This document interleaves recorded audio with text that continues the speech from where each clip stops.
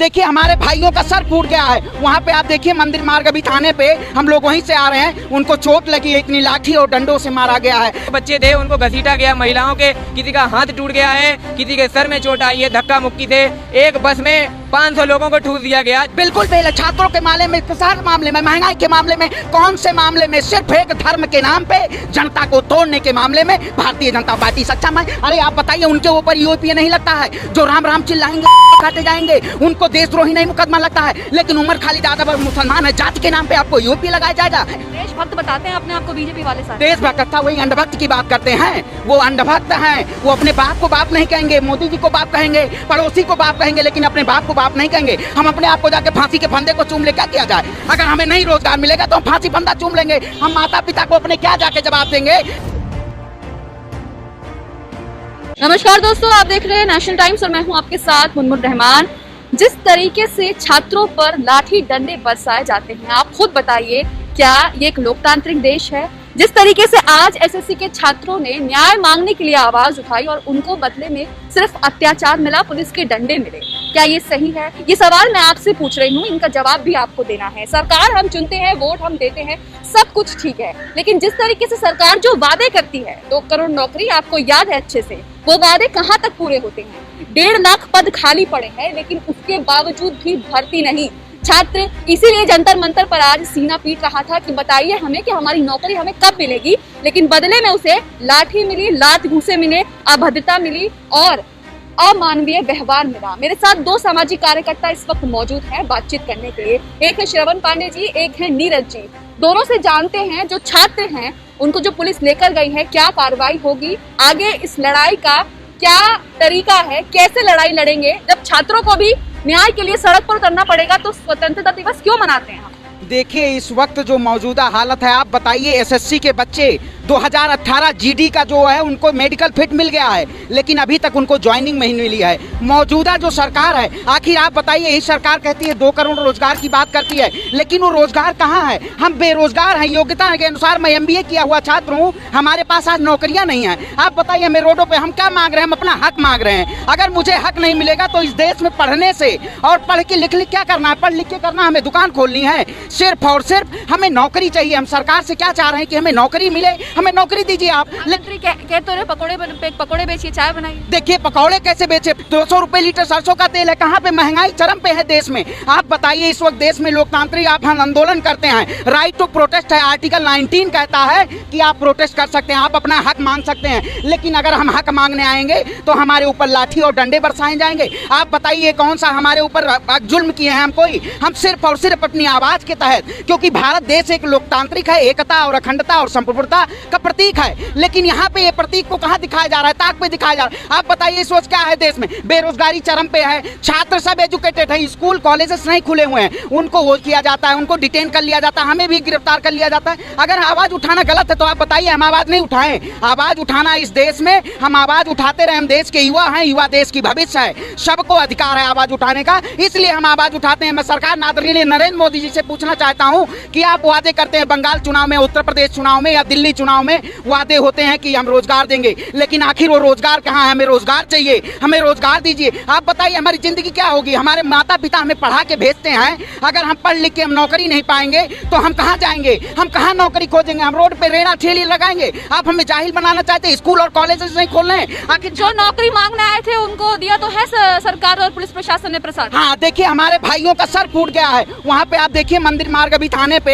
हम लोग वहीं से आ रहे हैं, उनको चोट लगी है, इतनी लाठी और डंडों से मारा गया है। आखिर क्या हमारा क्या जुल्म है? हम कोई आतंकवादी हैं या कोई वो है? हम देश के नागरिक हैं, हम अपना हक मांग रहे हैं, मुझे अपना हक चाहिए, और जब तक हम नहीं लेंगे हम तो हमेशा आंदोलन करते रहेंगे। हमारा आंदोलन अधिकार है, हम आंदोलन करेंगे। आखिर ये सरकार क्या कहना चाहती है? छात्रों के भविष्य को गर्द में डालना चाहती है, हमारे भाइयों को, हमारे माता। आज हमारा छोटा भाई है, उसकी फीस नहीं जमा हुई, आप CBSE बोर्ड में देखिए, उसको पास नहीं किया गया, फेल हो गया, 5 उसमें एब्सेंट कर दिया गया। आप बताइए बताइए, अगर हमारे कोरोना काल में अगर पैसे नहीं हैं तो फीस हम नहीं जमा कर पाए तो हमें शिक्षा नहीं मिलेगी। आप बताइए, इस वक्त देश गर्द में जा रहा है, हम परेशान हैं, हम सरकार बनाते हैं। अगर जनता के द्वारा सरकार बनती है, ना कि सरकार के द्वारा जनता होगी। अगर हम अपना एक वोट देते हैं तो उस वोट का मुझे मूल्य पता है। अगर मैं आपकी सरकार बनाने तो हम हक मांगने के लिए हैं। देखिए, हम अपनी आवाज बुलंद कर रहे थे। इसी 8 तारीख को जंतर मंतर पे जब 5000 से ज्यादा लोग एकत्रित हुए थे, तब वहां पे वो नहीं था, आर्टिकल 19 144 धारा नहीं लगी हुई थी। आज जब हम अपने हक के लिए लड़ने जाते हैं तो वहां धारा का वो दिया जाता है प्रावधान कि आप ये धारा लगी हुई हो, धारा आप आंदोलन नहीं कर सकते हैं। आखिर बताइए, हक मांगना लाठी पाना है? हम हक मांगेंगे तो हमें लाठी मिलेगी, हमें डंडे मिलेंगे। अरे तो मार दीजिए गोली सीने पे, हम भी मर जाएंगे। शहीद भगत सिंह भी गए थे, हम भी चले जाएंगे देश के लिए। देश सर्वोपरि है, लेकिन देश की जनता भी सर्वोपरि है, हमारे भाई भी सर्वोपरि हैं। वो हर पढ़ा लिखा नौजवान सर्वोपरि है। आज यूपीएससी की बात करिए, एसएससी की बात करिए, लेटरल एंट्री आप बताइए यूपीएससी में ले आ जाता है। अब यूपीएससी में आईएएस और पीसीएस बच्चे वो पहुंच नहीं पाएंगे, उनको नहीं, डायरेक्ट सरकार उनको भर्ती करेगी। अरे तो शिक्षा क्या हो जाएगा? शिक्षा कॉलेज यूनिवर्सिटियां बंद कर देनी चाहिए।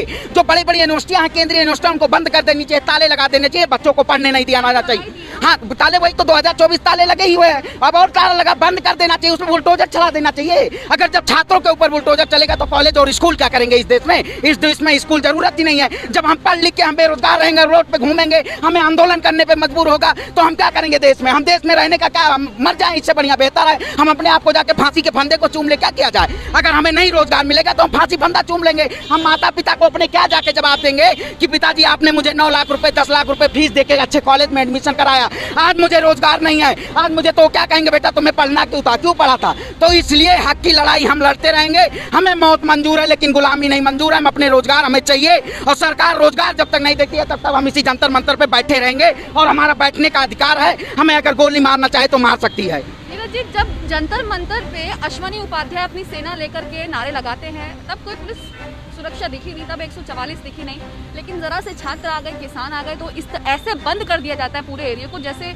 वहाँ कोई ऐसे लोग बैठे, मैं बोलना नहीं चाहती, वहाँ ऐसे लोग बैठे हैं जिससे खतरा है देश को। क्या कहना चाहेंगे आप? बोलना नहीं चाहती हैं, लेकिन मैं जरूर कहूँगा इस बात को। आज जब पुलिस, जब ये बच्चे अपने हक की मांग करने के लिए आए हुए हैं, अलग अलग स्टेट से आए हुए हैं, उनके किसी के पैर में चप्पल नहीं है, किसी के पास खाने को कुछ नहीं, किसी के पास रहने को कुछ नहीं है, जाकर उन्हें गाजीपुर बॉर्डर में शरण लेनी पड़ी, किसी को बंगला साहब गुरुद्वारे में शरण लेनी पड़ रही है, कोई मंदिर के बाहर शरण ले रहा है। तो ये अलग अलग प्रदेश से आए हुए छात्र, नौजवान, छात्राएं, इनके ऊपर सरकार लाठी चला रही है। लेकिन जो बीजेपी के नेता वहां पर एक धर्म विशेष के ऊपर टिप्पणी करते हैं, नारे लगाते हैं, देशद्रोही नारे लगाते हैं, धर्म विरोधी नारे लगाते हैं, तो उनको संरक्षण देती है। भाजपा एक ऐसी पार्टी है जो इन नारे लगाने वालों को संरक्षण देती है और अपने हक मांगने वालों को, इस देश के नौजवान को, इस देश के बेरोजगार को जेल में डालने का काम करती है, उनके ऊपर लाठी चलाने का काम करती है, उनके ऊपर डंडे बरसाने का काम करती है, उनको गाली बकने का काम करती है।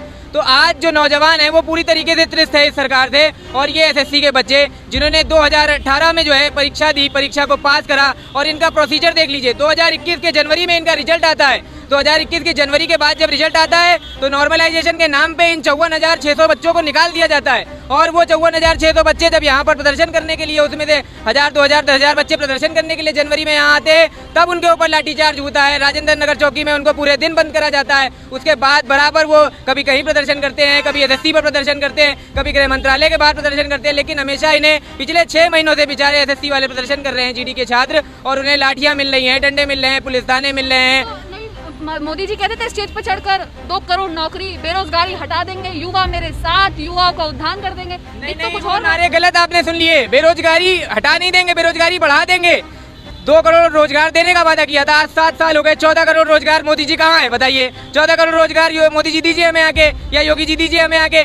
उसके बाद 3 करोड़ लोगों को बेरोजगार कर दिया गया, छोटे छोटे धंधे चौपट कर दिए गए। पहले नोटबंदी जैसा सबसे बड़ा देश का घोटाला, आजाद भारत का सबसे बड़ा घोटाला करा गया। उसके बाद कोरोना काल में छोटी छोटी फैक्ट्रियां, छोटे छोटे जो गोडाउन थे, छोटे छोटे जो दुकानें थी, वो सारी ठप हो गई, बंद हो गई, सरकार के द्वारा कोई मदद नहीं पहुंचाई गई। जो छात्र, जो पढ़े लिखे हैं, जिनको नौकरी मिलनी चाहिए, जो हकदार हैं उस नौकरी के, वर्दी पहनना ही तो चाहते हैं, आज वही वर्दी वालों के रूप में गुंडे बैठाल दिए गए हैं भाजपा सरकार के द्वारा, जो उन बच्चों को लाठी मार रहे हैं जो मेडिकल फिट हैं, जो रिटर्न क्वालिफाइड हैं, जिन्होंने सारे टेस्ट एग्जाम पास कर लिए हैं, मेडिकल फिट हैं, और उनके ऊपर लाठीचार्ज आज पहली बार नहीं हुआ है। आज जिस तरीके से मैंने देखा, महिलाओं को पैर पकड़ पकड़ कर, किसी के कपड़े फट गए, सर फट गया, कोई बेहोश हो गया है। ये देश की स्थिति। तो स्वतंत्रता दिवस क्यों मना रहे हैं हम लोग? स्वतंत्रता दिवस किस लिए मनाया जा रहा है? स्वतंत्रता तो है ही नहीं यहाँ पर। ये एक लोकतांत्रिक देश है। मोदी जी बार बार कहते हैं लोकतांत्रिक देश के स्वतंत्रता दिवस की बधाइयाँ देश को, पूरे भारतवासियों को। लेकिन ये बताइए कि आज़ादी कहाँ पर है?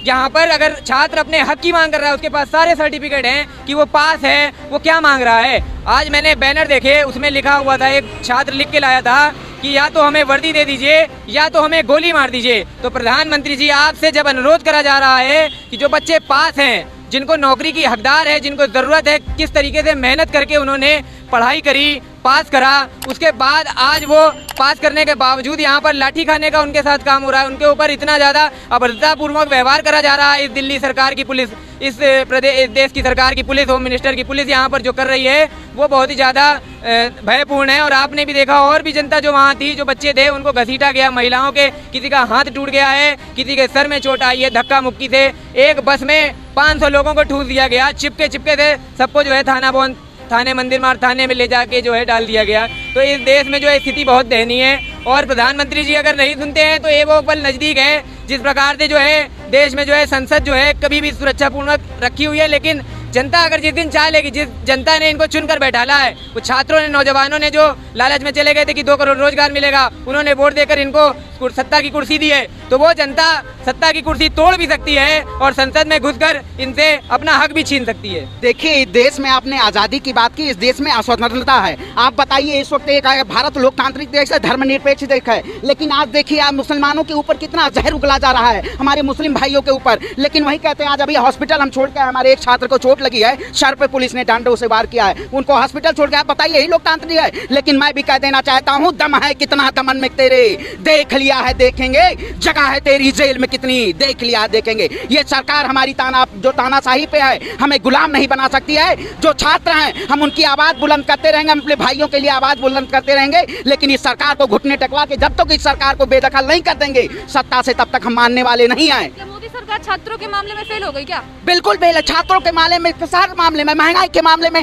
कौन से मामले में? सिर्फ एक धर्म के नाम पे जनता को तोड़ने के मामले में भारतीय जनता पार्टी सक्षम है। अरे आप बताइए, उनके ऊपर यूपीए नहीं लगता है? जो राम राम चिल्लाएंगे काटे जाएंगे, उनको देशद्रोही नहीं मुकदमा लगता है। लेकिन उमर खालिद यादव मुसलमान है, जाति के नाम पे आपको यूपी लगाया जाएगा? आप बताइए क्या प्रिविलेज है? हिंदुस्तान में हिंदू हो, मुसलमान हो, सिख हो, ईसाई हो, सारे लोग हिंदुस्तान के नागरिक हैं। और भारतीय जनता पार्टी यहाँ धर्म की बात ना करे, धर्म की बात करके लोगों को तोड़ने का काम करने जनता जान चुकी है। भारतीय जनता पार्टी को उखाड़ फेंकने का काम अब की बार यहाँ जनता करेगी, क्योंकि इन्होंने किसी को कोई चीज इन्होंने काम नहीं किया। दाढ़ी बढ़ाने से जीडीपी गर्द में है, बेरोजगारी गर्द में है, महंगाई गर्द में है, छात्र गर्द में है, देश गर्द में जा रहा है। यही कहते थे, मैं देश नहीं बिकने दूंगा, देश नहीं झुकने दूंगा। इन्होंने देश को भी बेच दिया। ये बिजनेसमैनों की सरकार है, ये देश में गरीब जनता की सरकार नहीं है, आम नागरिक की सरकार नहीं है। देशभक्त बताते हैं अपने आप को बीजेपी वाले सारे। देशभक्त वही अंधभक्त की बात करते हैं, वो अंधभक्त हैं। वो अपने बाप को बाप नहीं कहेंगे, मोदी जी को बाप कहेंगे, पड़ोसी को बाप कहेंगे, लेकिन अपने बाप को बाप नहीं कहेंगे। अगर वो उनका पिता उनसे विरोध कर देना, कहेंगे मेरा बाप नहीं है। ऐसे अंधभक्तों को समझाना इस देश में, इन्हीं तरह जाहिलों से ये देश और आगे चला जाता है। इंटेलेक्चुअल लोगों की आवाज को दबाया जाता है। हम लोगों ने उस दिन जंतर मंतर पे आवाज उठाई, सांप्रदायिक नारों के खिलाफ प्रोटेस्ट किया, हमें जेल में भर दिया गया, हमें जेल में हमारे ऊपर लाठी डंडे बरसाए गए। क्या यही कानून व्यवस्था है? हम इस कानून व्यवस्था को नहीं देखना चाहते। हम देश में वही अमन शांति देखना चाहते हैं। हिंदू मुस्लिम के नाम पे कार्ड नहीं चलेगा। भारतीय जनता पार्टी को सत्ता से बेदखल करने का काम किया जाएगा। छात्रों को न्याय इसी तरीके से मिलेगा जब तक छात्र सड़क पर नहीं उतरेगा।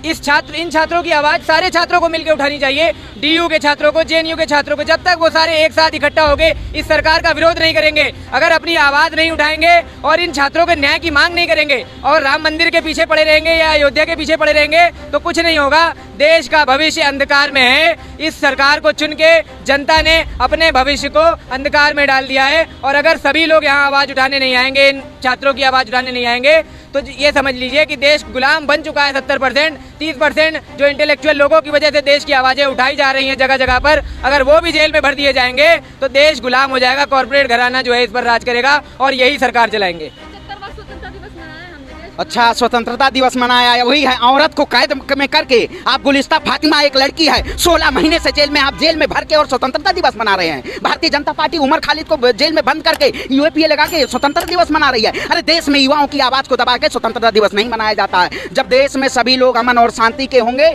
ये नहीं है सिर्फ जो मुसलमान है उसके ऊपर यूएपीए लगा दीजिए, हिंदू है तो उसको प्रिविलेज दे दीजिए, ऐसा देश में नहीं चलेगा। देश में अब न्याय की बात होगी, देश में विकास की बात होगी, धर्म की बात नहीं होगी। जो सरकार धर्म की बात करेगी उस सरकार को सत्ता से उखाड़ के फेंक दिया जाएगा, आपकी फेंकने का काम किया जाएगा। चलिए देखिए, जिस तरीके से आपने दोनों सोशल एक्टिविस्ट को सुना, आगे यही लगता है कि छात्रों को न्याय मिल जाएगा, क्योंकि जिस तरीके से ये लोग जद्दोजहद कर रहे हैं, इन लोगों को भी पुलिस ने काफी प्रताड़ित किया है, मारा पीटा है, इन लोगों को अलग से भीड़ से निकाल करके मारा है। तो जिस तरीके से ये सारी चीजें आप देख रहे हैं, मुझे तो नहीं लगता कि छात्रों को न्याय मिलेगा। लेकिन अगर आप वीडियो शेयर करेंगे, आवाज इनकी उठाएंगे, आगे तक पहुंचाएंगे, तो हो सकता है कि छात्रों को न्याय मिल जाए, कम से कम छात्रों को तो न्याय मिल जाए। कैमरामैन ताबिश अली के साथ मुनमुन रहमान।